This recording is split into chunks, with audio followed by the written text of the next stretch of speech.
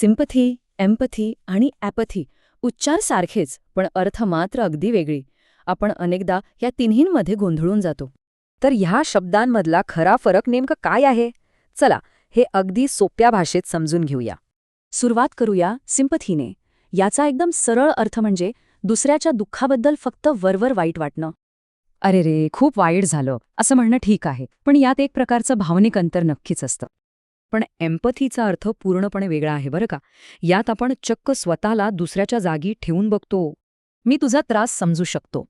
हे नुसतं वाक्य नाही, तर ती दुसऱ्याचं दुःख वाटून घेण्याची खरी धडपड असते. आणि शेवटी येते ॲपथी.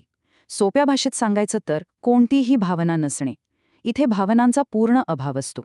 मला काय त्याचं, मला काही फरक पडत नाही, हा दृष्टिकोन अत्यंत कोरडा आणि निष्ठुर असतो. आता हे वेगवेगळे अर्थ कायम लक्षात कसे ठेवायचे, त्यासाठी ही एक अतिशय सोपी आणि भन्नाट ट्रिक बघा. अगदी सोपं आहे. सिंपथी म्हणजे फील फॉर, एम्पथी म्हणजे फील विथ आणि ॲपथी म्हणजे फील नथिंग. म्हणूनच बघा, माणसांना जोडण्यासाठी आणि खऱ्या मानवतेसाठी एम्पथी असणं सर्वात जास्त महत्त्वाचं आहे. आता विचार करा, आपला समाज खऱ्या अर्थाने पुढे नेण्यासाठी यातली कोणती भावना आपण अंगीकारायला हवी?